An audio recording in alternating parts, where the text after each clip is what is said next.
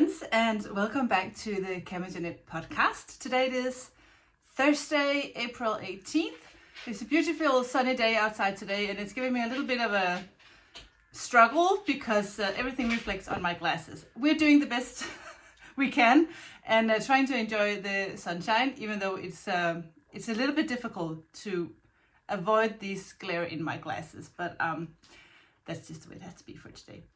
Welcome to the podcast. Today it is episode 83. Last time I recorded, it was a live. So if you did not get a regular podcast 2 weeks ago, it's because I did a live instead. So if you missed out on that, you can go to my, here on YouTube, you just click on live, and whatever live episode that has been aired, it will stay there. So it will not be where the regular podcasts are, it will be a live.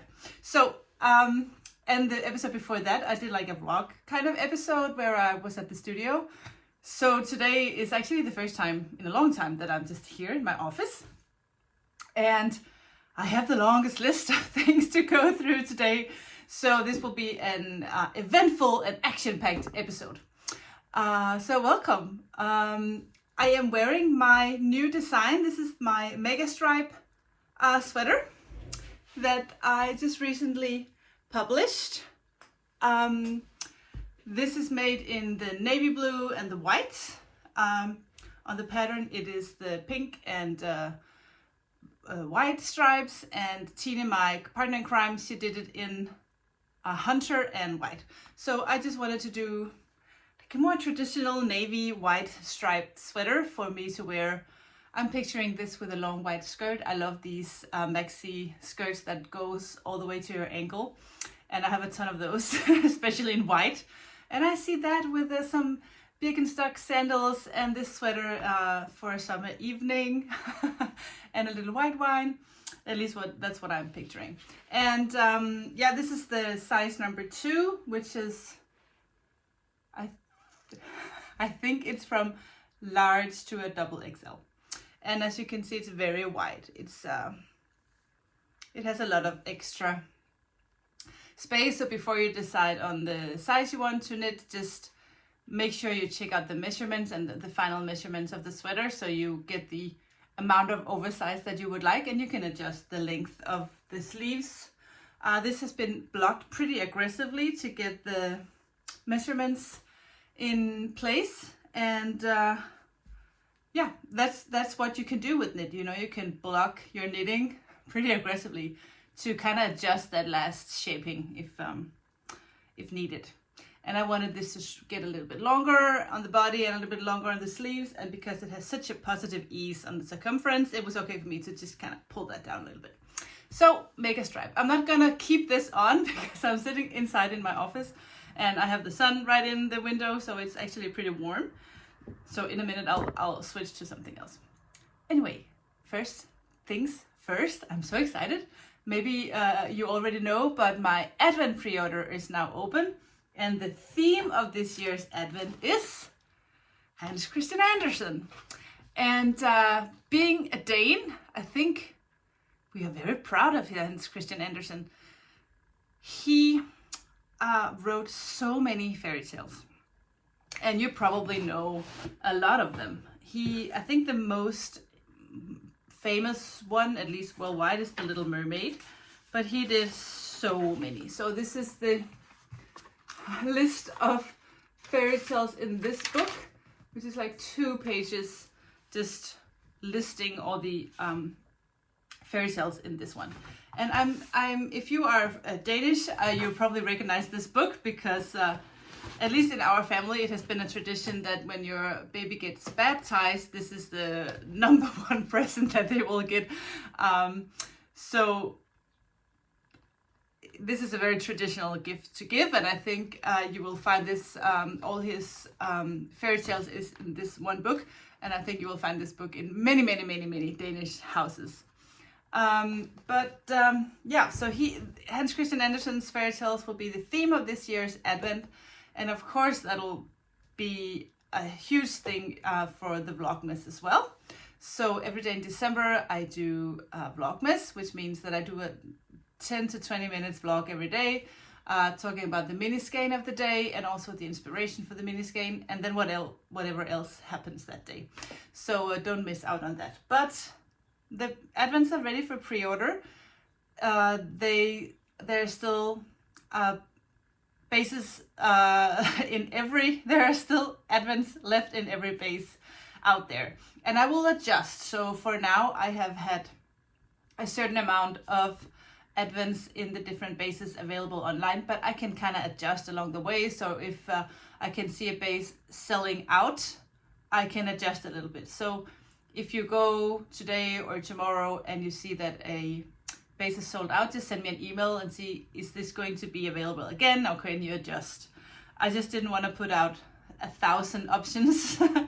So I know that the ones that I have on sale now is the minis that I actually have in the store, in my shop. So I know that every advent that's for sale I have in the house.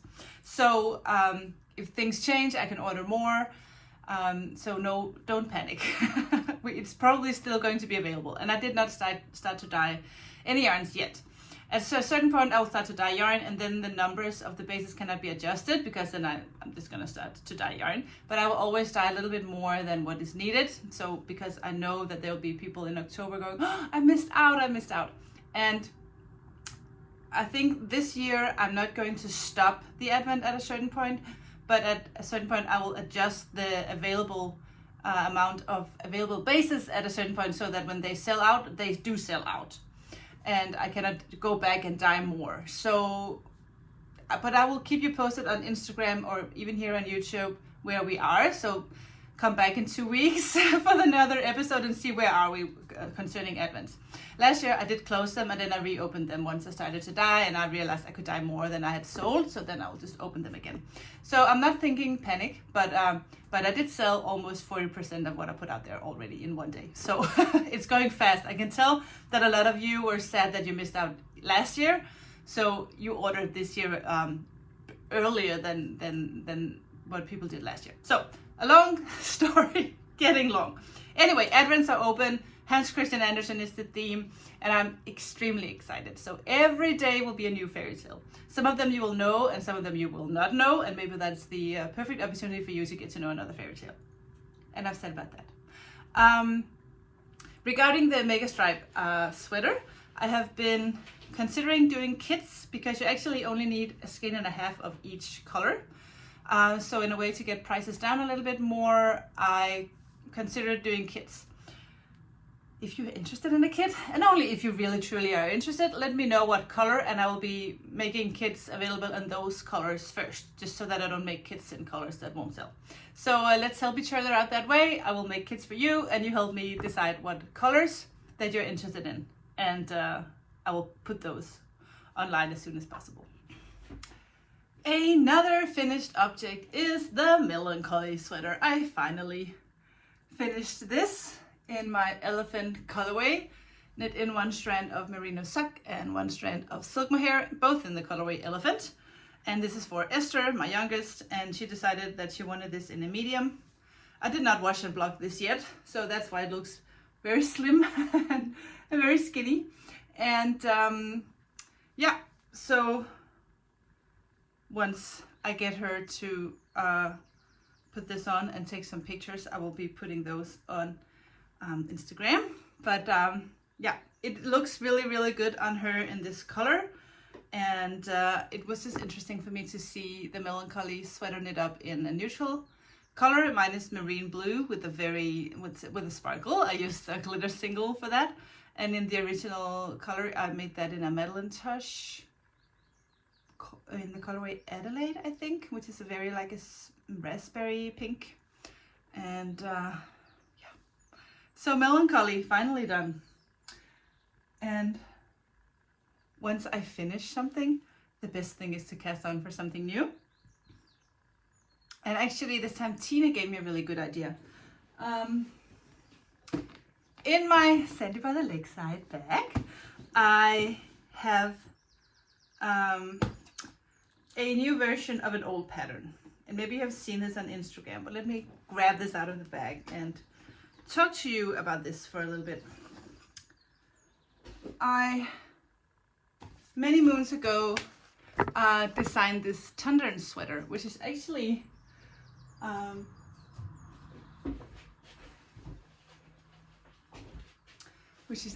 inspired by this little instrument from Australia. This is a instrument used by the Aboriginals back in the days. It's like if you turn this around in the air, it makes a sound. So it's called a Tendon, and Esther did this when she was in school, and the pattern of this that she did inspired me to do this pattern on this sweater.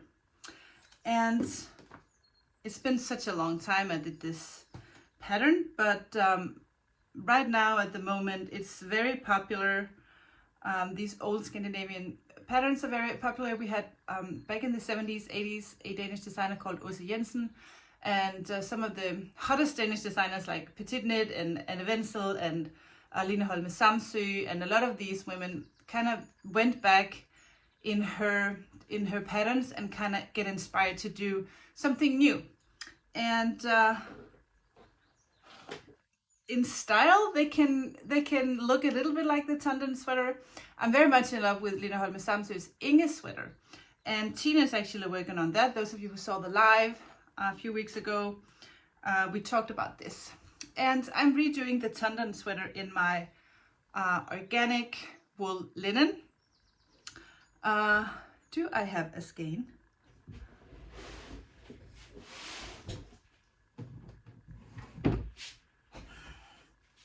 This is my organic wool linen, which is it is a 70% organic wool and 30% linen. So you can see the white here is the linen, because the linen doesn't take the dye.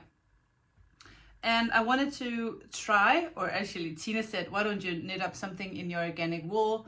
And I think your Tendon sweater would be perfect. And I'm like, yes, that's such a good idea. So I did change a little bit the colors, because in the original version you have a 1, 2, 3, 4, a fifth color.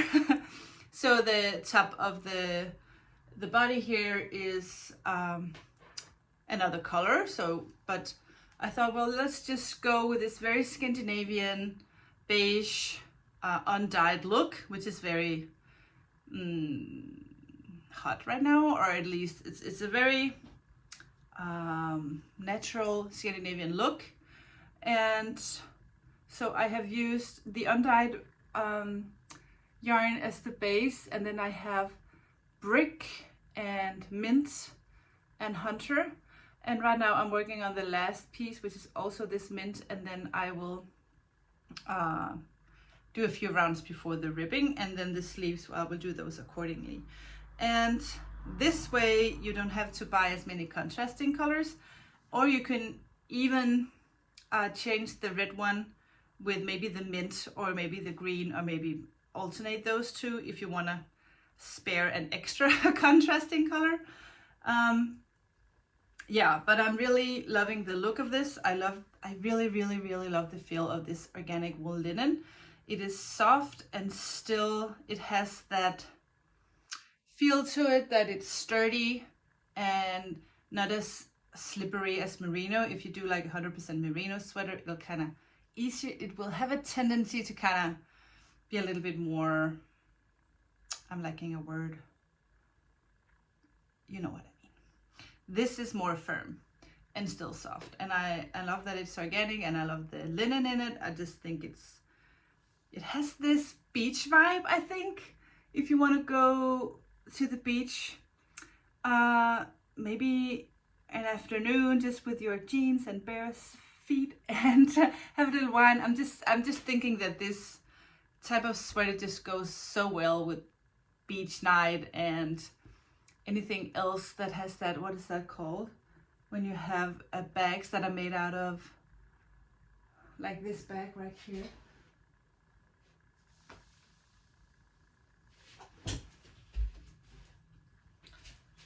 Like this vibe, you know, you go to the beach with a bag made out of straw. This bag is from Bailey, which is a Danish brand. This is a woman and she does all these gorgeous things in Bali, and she will have those sent to Denmark. And she gave me this one because I ordered some laundry baskets, but never mind that. But that is just the kind of the look that I think, right? Can you see? So yeah, the only thing that I'm sad about now is that I'm not knitting this in my size because I was lazy. So I'm just doing like a small medium, and just because I wanted to bring it to knitting events so people can see and feel what it looks like when you do when you work in my organic linen, and also just to kind of redo the pattern because I really like this pattern, but I have changed it a little bit. I was not very experienced when I did this pattern, so I have added like short rows and just going through the pattern one more time. And as I said, I'm using these 4 colors: undyed, mint, hunter, and brick. But I just dyed this one, this tomato, because Tine is doing the Inge sweater. You can look that up, or I will link down below. It's a Lina Holm Samsø pattern, which will be perfect in this yarn. And in the Inge sweater, there's in the original version at least, there's a red that has this like very pop of color. It's not blood red, but it has like this tomato, like an undertone of an orange red. So it's not bright red, but it has this like a tomato that's not quite ripe yet. That is the color. I just did that for Tina actually, and I just thought, well, if anyone else want to do the Inge sweater in my yarn, I do have tomato. It's not online yet, but it will be online very soon. So yeah, that's my Tendon. I will be done with the body very, very soon, and then I will visit Sleeve Island for a while because I just hate to do Fair Isle on sleeves, but I'll get through that. At least it's just a medium, so it won't take me that long. Okay, next project. Well, what else is on my needles? I have stuff in my bag, not knitting related.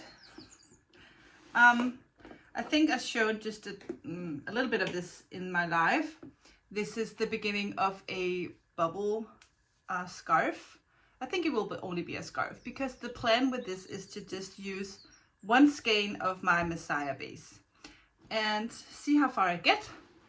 And hopefully it will be enough to just have this little cute scarf. I need to block this before I wear it, but just have this little cute scarf with a little bit of texture. And you know, I love bubbles, and I have bubbles everything else, but I do not have a bubble scarf. And I'm actually thinking that once I am done knitting this, I think I'll just use the same pattern, go up a few needle sizes, and then do like a luxury version of this. Maybe do the Messiah with a silk mohair or something else, a fingering weight and a silk mohair, and then do like a huge version of this and have a big shawl. That could be so wonderful.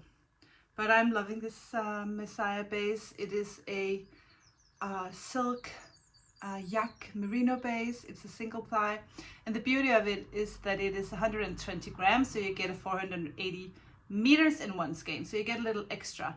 And also that's good to bear in mind if you are knitting something maybe like a baby cardi or some other project where you need a certain amount of meters. Then even though this is the luxury yarn, it might be cheaper if you just need a little over 400 meters, let's say 450. It's cheaper to go with a luxury and only buy 1 skein compared to buying the cheaper skeins, and then you'll need 2 skeins. So sometimes that's actually something that can help you save a little bit of money and make you feel better about your yarn purchase. I love having scraps, so I don't mind buying that extra skein. Even before I dyed my own yarn, I know that now I can just go pick whatever I want and I don't have to pay the same price. But I will just say, once you have a basket of all those lovely leftover hand-dyed minis or scraps, you can do gorgeous blankets and leftover projects. I love to do that. I have so many blankets projects laying around in different baskets all over the house. Maybe that's an episode. I do have one today that I will share with you at the end. But let me know your thoughts about the the bubble scarf. You think this is a good idea, or are you more like, no, no more bubbles, do something else? I think it's so cute. So that's a project I need to be finishing at some point. And the last thing I want to show you today, and I have showed you this before, is that I finally made a little bit more progress on my camisole socks in the Sweet Swirl colorway. I think I call them Sweet Swirl. At least the new version. I think Sweet Swirl. I did two versions. This is the original version, and then I did another version where I kind of made the colors pop out a little bit more. In this version I had a lot of water in the dye bath, which means that the color will kind of go into each other a little bit more, like watercolors. And in the second batch I did not have that much water in the pan.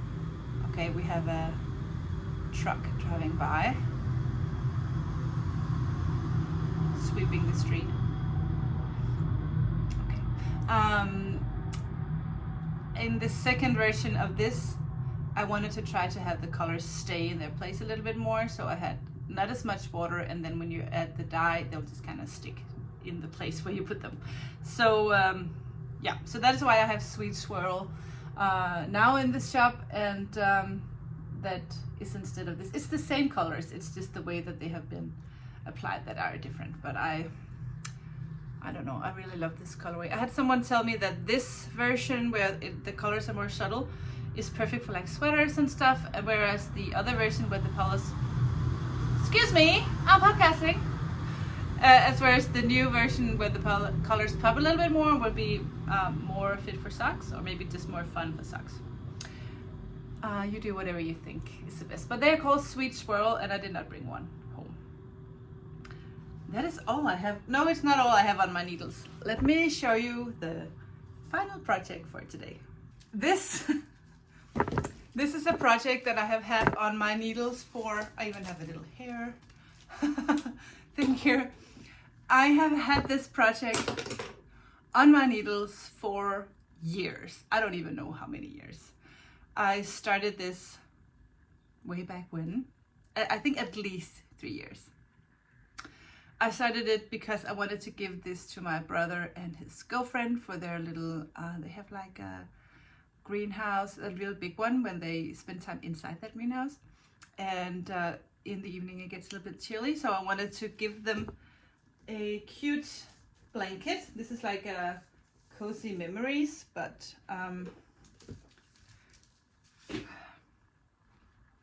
I have adjusted the pattern a little bit, so I'm working on it right now, so you can see the needles are here. I actually did these 4 squares just this week.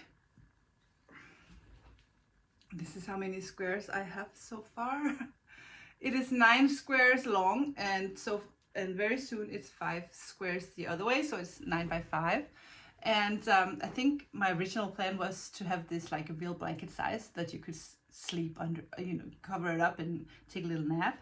But since my sister-in-law will turn 50 in June, my decision is that I'm just gonna get as far as I get and gift it to her on her birthday. So if I finish this row, I will finish this row. I will finish this row very soon because I only need 4.5. And then I'll decide if I'll do another row or not. And I also need to decide what I'm going to do with the edge, if I want to do like an I-cord, or maybe I should do something cute with a little lace pattern or something. I really don't know yet what to do. I should do something. Maybe I'll just pick up stitches with a, I don't know what color, and just do a few rounds of garter. You can, if you have any good idea on how to make a cute edge for this, let me know. A picot maybe, or something. I am working on a 4mm needle, and I use a fingering weight and a silk mohair, or just a DK weight. So some of the squares are just a plain DK. This is just plain DK, whatever was in my scraps. So I am using whatever scrap I have, except that I try to color coordinate a little bit. So we have warm red yellowish tones, no blue. Yeah, so I really enjoy to knit on this in the evening when I'm just in my couch, and it's so mindless and fun to choose the next color. And this is just a basket with all the leftovers or scrap yarns that could go into the project. So I have a lot of Panilla and a lot of Arvetta and a lot of random silk mohairs that I don't even know where it came from. And every now and then I will have a DK weight. Sometimes it's a Peruvian from Filcolena, sometimes it's another way back when. I think I bought this like 10 years ago, and a little bit of hand dyed left over. So I think that's a good idea if you want to do a scrappy project. Find whatever you can find to obtain the right gauge, and you can mix DK, fingering weight, silk mohair, as long as you combine the threads or the yarns to obtain the right gauge. And also you can color coordinate, so you can put all the colors in your basket that you think look good together, and and work from there, so you don't have to decide all the time or go through your stash all the time, but just have all the colors that you like or the yarns that you think will go perfectly into the project. Put those in a basket, look at them, see, does this look good? I have different rules when I do these scrappy projects. I have one project where I crochet like a granny square stripes, just not granny square stripes, but just granny stripes.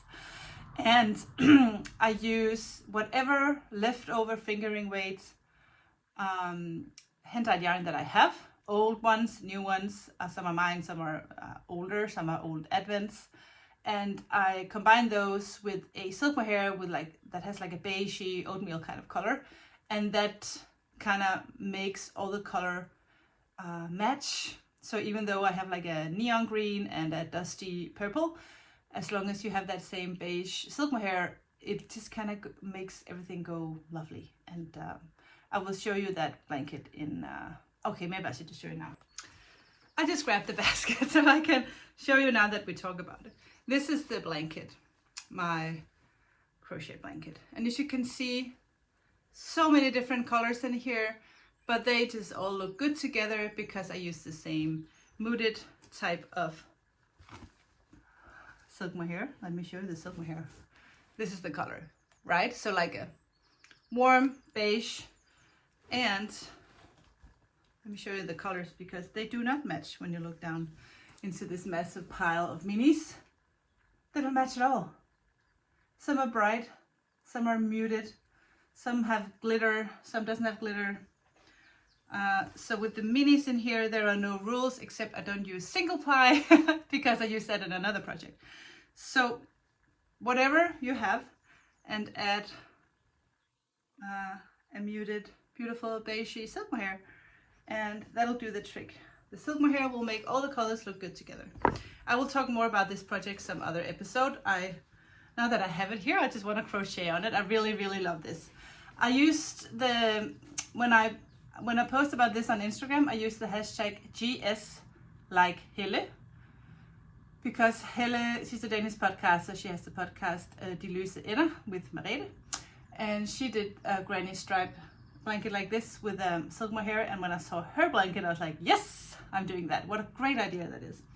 To add a little bit of silk mohair to make it soft, and also it makes the project a little bit faster, so you can crochet on a bigger hook or needle. I forget. I think I saw it in here what size I'm using. Oh my god. Yes, I am using a H or a 5mm crochet hook. Okay, let's put this huge blanket back in the basket. So as you can see, I have so many of these baskets, and they all contain a different scrappy project. And sometimes it takes, there will be months where I don't add anything to the blanket, and then sometimes that'll be the only thing that I want to do if I'm in between designing something or my mind just needs a break. I just love to do these scrappy projects. Now I will change and slip into something that's a little bit cooler than this mega stripe sweater. Okay, so what has been going on in the dye studio? Well, let me share.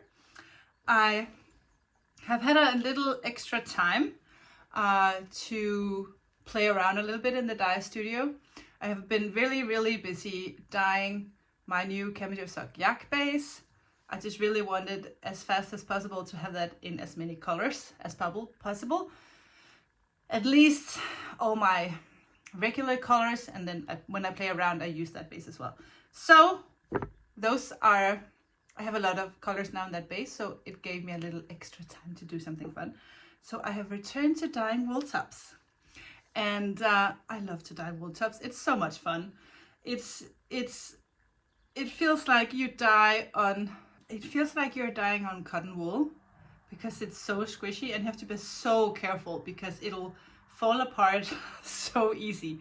So you can really not even handle it. You just have to soak it in water and not pull it, hardly touch it. And it's kind of hard when you have this wool and it's full of water. It gets really heavy, and once it's heavy it likes to, you know, go like this, just like cotton wool would do. So I have to be very careful when I dye this. But I did I've dyed 6 colors, and 2 of them you know already if you have been watching at least. This is scallop shell. This is my favorite color in the whole world. I have scallop shell on yarn as well. The other colors that I'm going to show you I do not have on yarn except Casey. And Casey is sold out in yarn, but it will return. So this is scallop shell. This is sprout. I have had this before. This is, oh, what did I name this one? Oh, Pink Anna.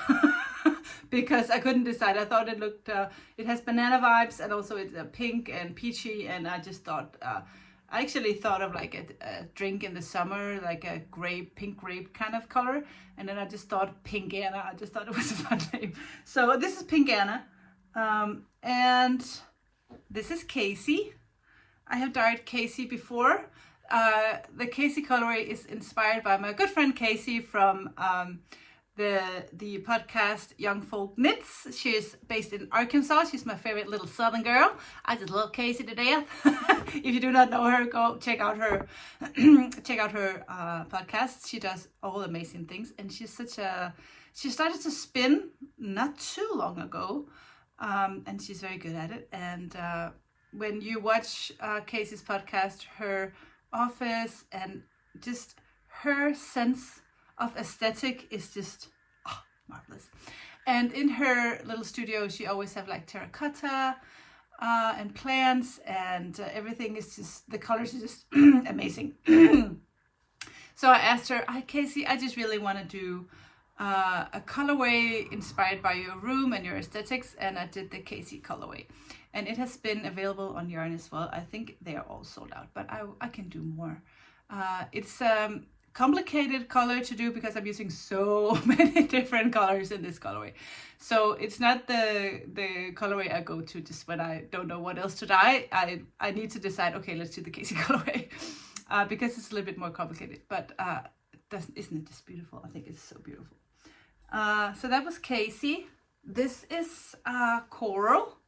I just thought when this came out of the dye bath, it just looks like corals in the ocean. So just call this coral.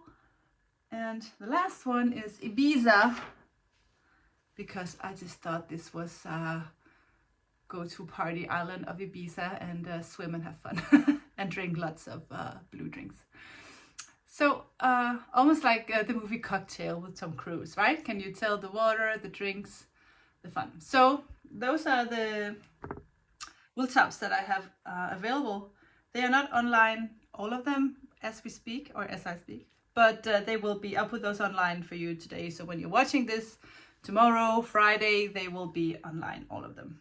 So, And I have also considered, I have something in, you know, in the background. We're working a little bit on maybe doing a spinning class. If someone would be interested in learning how to spin yarn, you know, at the studio, Tina and I would just love to do different things and use our space to invite women to do funny stuff and learn new things. And I just want to learn to spin so bad. And we're talking about that a little bit. And I was so excited about it because I really want to learn how to spin. And I know I've been avoiding this for some time. I was even offered a spinning wheel, and it was at my mom and dad's house. And I was going to pick it up, and then I said, no, I'm not even going to bring it home because I'm afraid what will happen if I start to spin yarn. But I think I'm ready now. And I'm considering buying an electrical spinner so I can take it with me when I go to the summer house. I don't have this huge wheel that I have to carry around all the time, but I can just bring it when to the beach or outside or whatever, but especially at the summer house or if you go on vacation or stuff. So let me know if you're a spinner. Let me know a little bit about your thoughts on what to choose and what to do, and is the electrical version, would that be fine?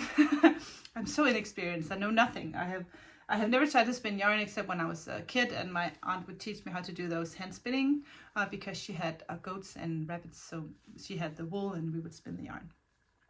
Okay, enough about wool tops. Oh, by the way, I should say that this is 100% non-superwash Corriedale. So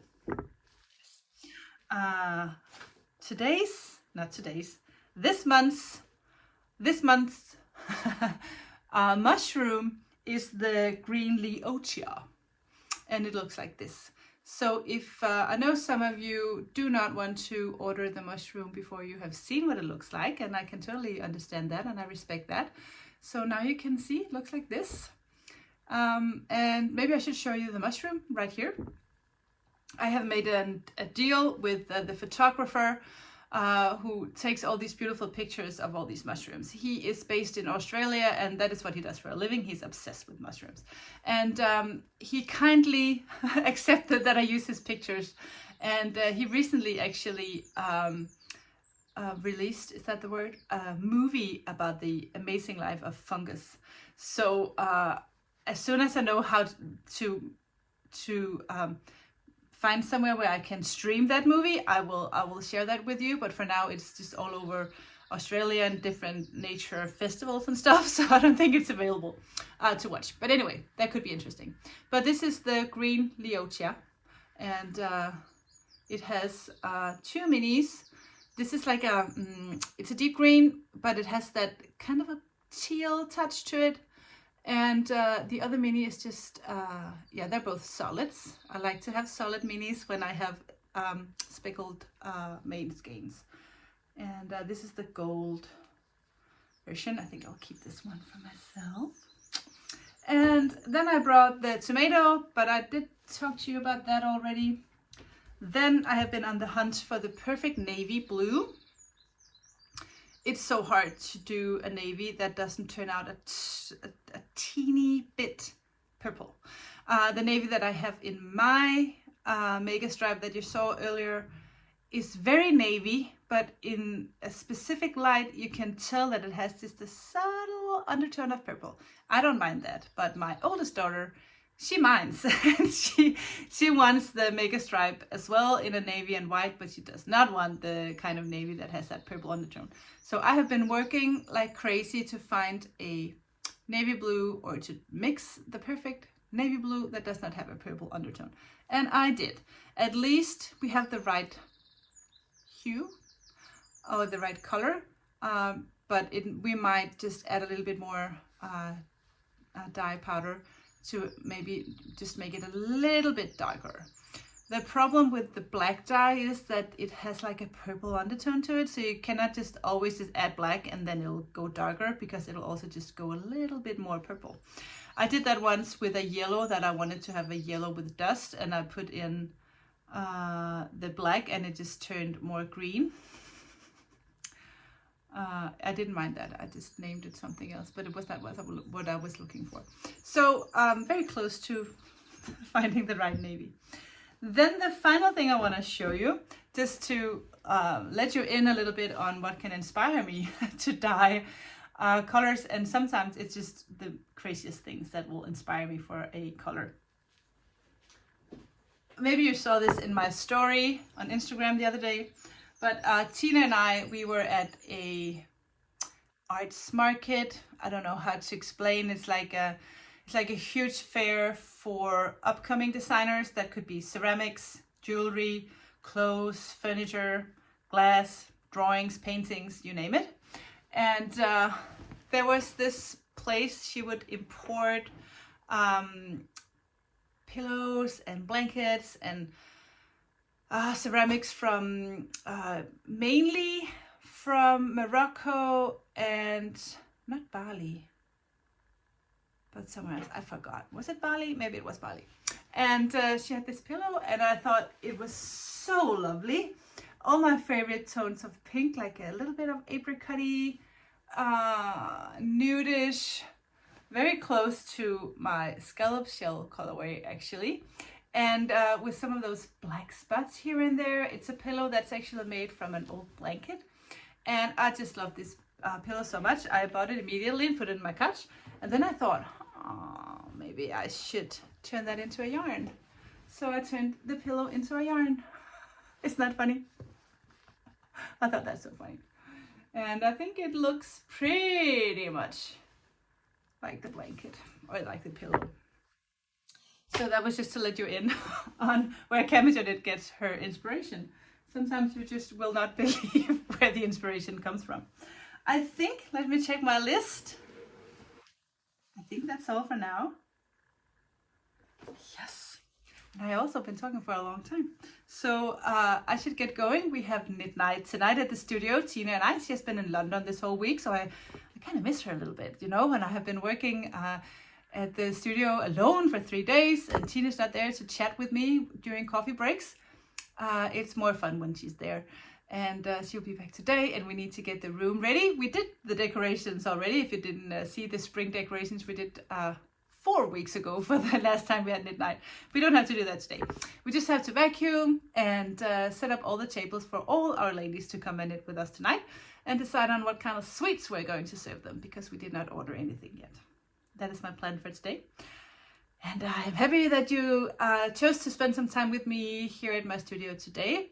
And if you do not already subscribe to this channel, you can subscribe down below. And you can also hit that little bell for notifications whenever there's a new episode available. And also, if you do not follow me on Instagram, go follow me on Instagram. If you think you have not seen any posts from me in a long time on Instagram, the algorithm is just here to piss us all off. So you can go and check out my latest post. Maybe give it a little like or a comment, and then that'll make sure that you that my posts will be back on your feed on Instagram. I have given up on trying to figure out the algorithm of the Instagram. I'll just do my best to post whatever I think would be interesting for you guys to see, and then I'll just let everything else be. And yeah, that's all for now. So take care, guys. I will be back on the channel here in 2 weeks, and have a beautiful day. See you. Bye.